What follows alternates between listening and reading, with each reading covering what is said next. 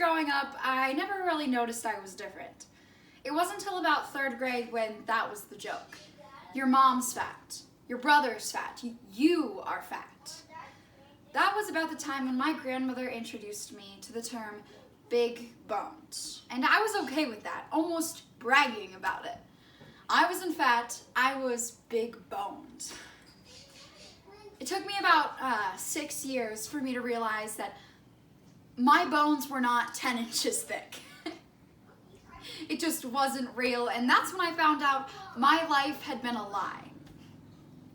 And I can laugh about this because of the journey I've been through.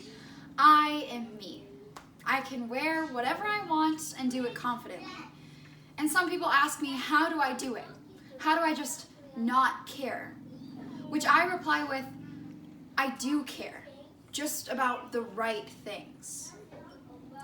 The truth about body image is stated by the Père Nicolette Melrose Center that 80% of women don't like how they look, and 34% of men are dissatisfied with their body.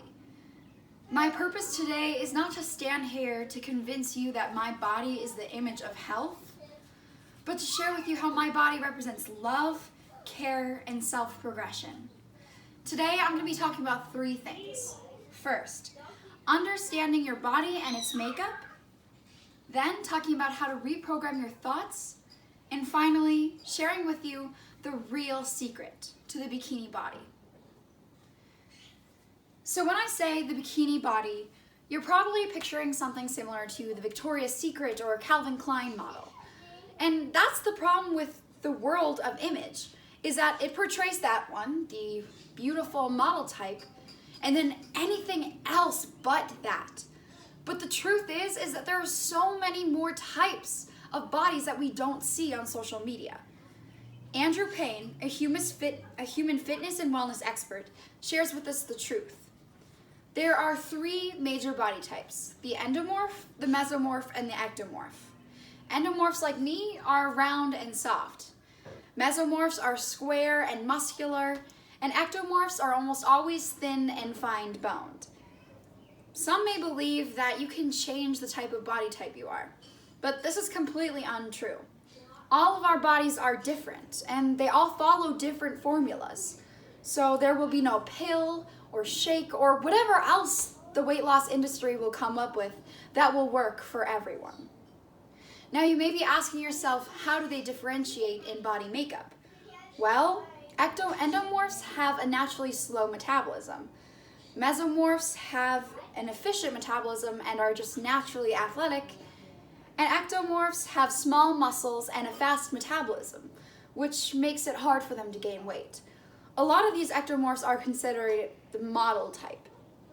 Since they have this genetic makeup, they tend to be the cover of a magazine or on our Instagram feeds trying to sell us some magic booty lifting leggings. Have you tried them yet?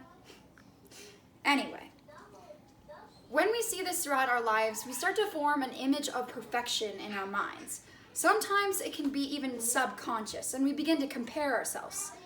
Jean Kilburn of Harvard argues that the unrealistic beauty ideal has even the youngest among us, of ages 3 to 6. 50% of them to be exact.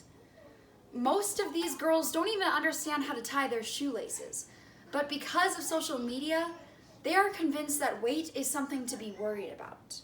Speaking of, how many of us have this kind of social media like TikTok, Instagram, or Snapchat? Well, then you and I both know how much that these platforms can affect our thinking. In that case, unfollow any account that makes you feel bad about your body. For example, Mick Zazone, she has coined the phrase normalize normal bodies as she embraces her belly bump, cellulite, stretch marks, and acne, while still promoting fitness. She promotes self-love across many platforms. So follow these accounts that uplift you, not tear you down and throw genetics in your face. Now comes the hard work. You have to recognize what thoughts are negative. Ask yourself, would I say this to the 5-year-old version of me? Would I tell a little girl that her thighs are too fat? This should give you a good idea on what you should be saying in regards to yourself. Now you have to replace that with something positive, like I am beautiful, or I don't need thin thighs to be confident in my body. This might feel forced and useless at first, but I promise you, you will feel a difference. Now that you understand how your genetics affect your body and how to reprogram your thoughts and your thinking, you're finally ready for the real secret. The secret to the bikini body is not a pill. The secret to the bikini body is not a cookie cutter diet plan. The secret to the bikini body is not an hour of cardio every day. The secret to the bikini body is confidence. That's the real secret. Now, I had all this build up and you were all excited, but now you're disappointed, but stay with me. Barbara Markaway, clinical psychologist, has my back on this one. She says self-confidence is linked to almost every element involved in a happy and fulfilling life. But this is not easy. It takes a lot of self-love, but more importantly, self-acceptance to get here. Freshman year and going into sophomore year, I was going through a really bad eating disorder. I would see something on the internet and swear to myself I would never eat again. And I can say this because I've recovered, but I clearly haven't committed. And I'm okay with that. I don't see myself as a number or a shape anymore. Instead, I base my self-love on how I feel and how I'm enriched. No matter what, confidence is what really matters. There is no right or wrong body to put a bikini in. Every body, every shape, every type is a bikini body. I can only wish that listening to this TED Talk will be all you'll need to thrive in your own skin. But I have to admit, I have bad days, as will you.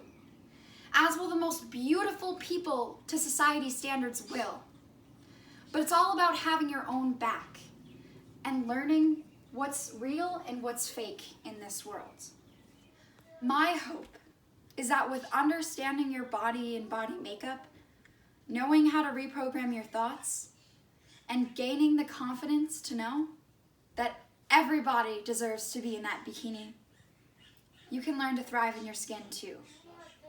So, I'd like to thank my grandma for my opening line, and all the people who decided not to break my heart when I refer to myself as big boned.